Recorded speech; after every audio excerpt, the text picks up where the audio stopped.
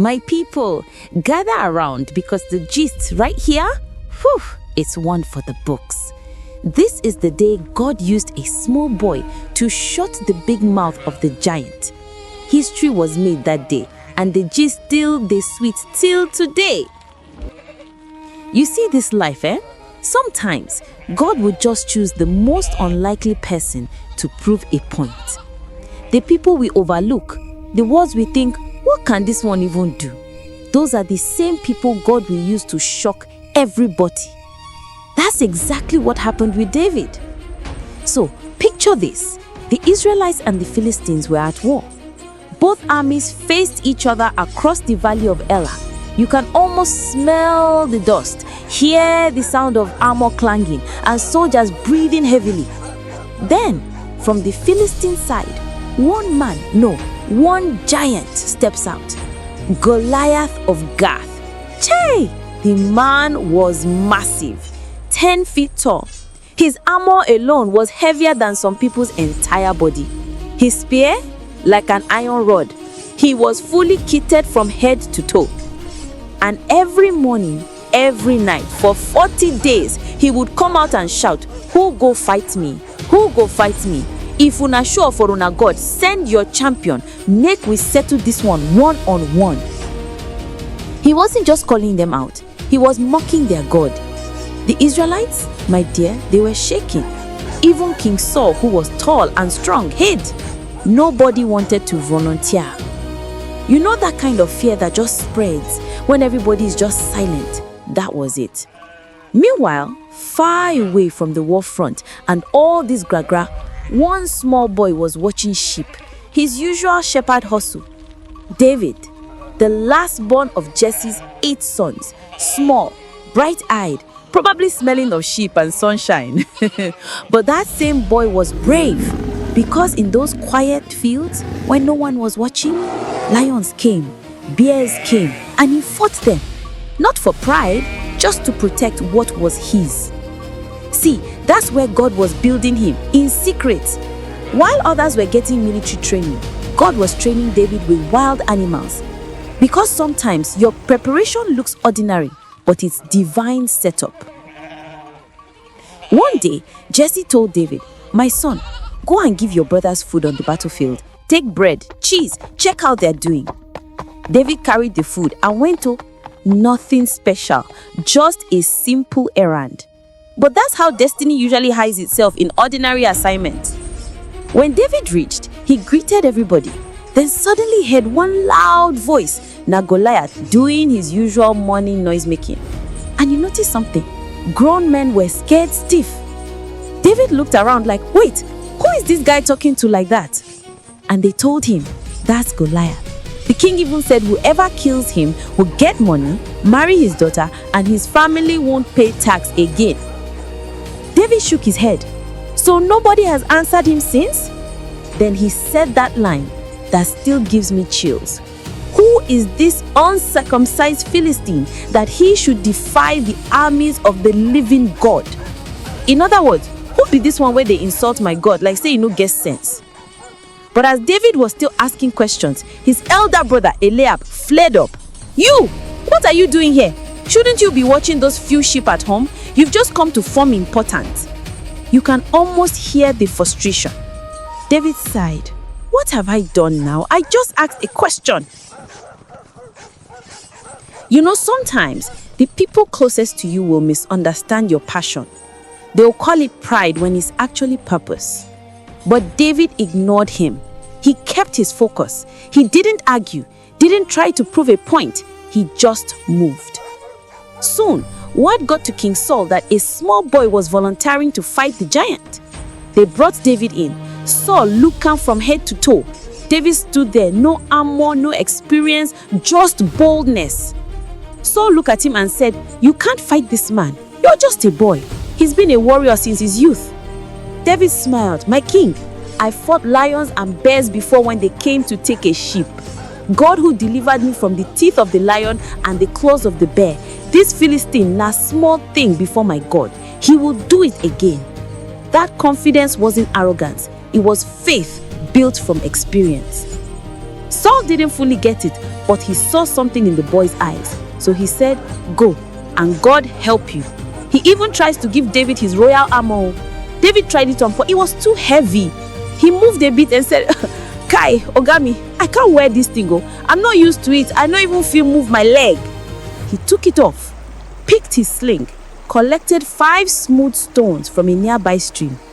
Sometimes your greatest strength is in knowing what is not yours to carry. David stepped onto the battlefield. Goliath saw him and started laughing. "Am I a dog that you are coming at me with sticks? Come closer, I'll feed your flesh to the birds." But David didn't shake. He replied calmly, "You come to me with sword and spear, but I come to you in the name of the Lord of hosts, the God of Israel, whom you have defied. Today he will hand you over to me." Then he ran forward, not backward, forward, put a stone in his sling, spun it once, twice, and released. Whew! And that stone was divine GPS. God himself directed it straight into the Goliath's forehead. Pow! One hit, one moment. The same man who was making noise for 40 days was now face down in the dust in 1 second. David didn't waste time. He ran, took Goliath's own sword, and cut off his head. Victory! But the real victory wasn't just that the giant fell. It was one boy's faith that showed a whole nation what courage looks like. When the Philistines saw that their champion was dead, they scattered like ants. The Israelite soldiers who were shaking before suddenly found their courage. They chased the Philistines, shouting. After chasing the Philistines, the Israelites came back and looted their camp. David took the Philistines' head and brought it to Jerusalem, but the giant's weapons he placed in his own tent. David carried Goliath's head back to camp. King Saul asked, "Young man, whose son are you?" David replied, "I'm the son of your servant Jesse from Bethlehem." Everyone was amazed. Even Saul's son, Jonathan, felt an instant bond. True friendship was born that day. Jonathan gave David his royal robe and weapons, armor, sword, bow, and belt. He made a covenant with him. Whatever Saul gave David to do, he did it and did it well. So well that Saul put him in charge of his military operations. Everybody, both the people in general and Saul's servants, approved of and admired David's leadership. But when they returned from battle and the women started singing, "Saul has killed his thousands and David his 10,000s," Saul's face changed. Jealousy entered. Immediately, he took it as a personal insult. He said, "They credit David with 10,000s and me with only thousands. Before you know it, they'll give him my throne." And from that day, Wahala began. But that's a story for another day. The golden lesson we keep missing. This story is not about a stone and a sling. It's about faith, obedience, and partnership with God. David didn't use what others had. He used what God trained him with. That same sling that looked childish, that's what God breathed on. And that's how many of us miss our moments, because we think what we have is too small, too ordinary. But the truth is, if God is in it, it's enough. That sling wasn't just a weapon, it was David's testimony. Every spin, every throw was backed by faith and history with God. See, sometimes your Goliath is not a person, no. It's fear, it's debt, it's a sickness, it's that dream that looks too big. But it's the same principle. If you show up with God, no matter how small you feel, that thing must bow. Because the battle is never yours, it's His. David didn't win because he was strong. He won because he believed. And when belief meets obedience, even a stone can become a miracle. So maybe that's your reminder today. Don't despise your small beginnings. Don't let fear silence your faith. The same God who used a shepherd boy to shut down a giant is still in the business of turning ordinary into extraordinary. And that's how God works. Quietly, unexpectedly. He will use the one everybody looked down on to bring down the one everybody feared. Because when God is involved, even small things carry power. My people, this David G, sweet abeg. If this story touched your spirit, drop a heart in the comments. Don't forget to like, share and subscribe so G's go reach more people. Alright, Jitvam, till next gist. This na the Bible, we told like you've never heard it before. Now here we dey. Bye-bye.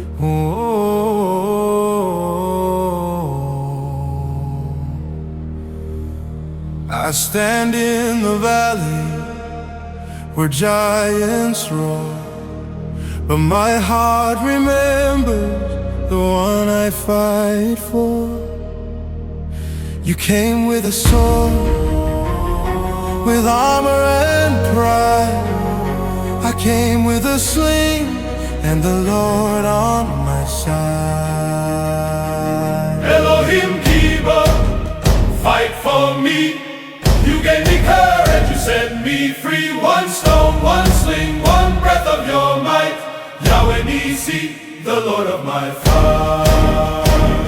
The dust rose high, the crowd held their breath, but heaven was smiling through whispers of faith. Not by strength, not by fame, not by men. The battle is the Lord's, He wins again and again. Elohim Kiba, fight for me. You gave me courage and you set me free. One stone, one sling, one breath of your might. Yahweh Nisi, the Lord of my fight. Ruach Elohim, Ruach Chai, Spirit of the living God, you never die. Guide my stone, let it fly.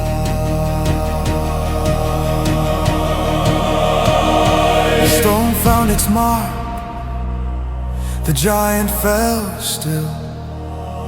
Heaven had spoken, it was God's will.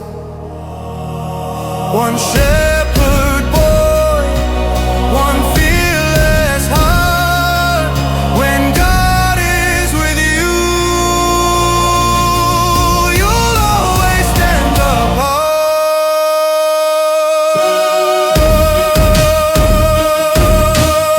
You gave me courage, you set me free. One stone, one sling, one breath of your might.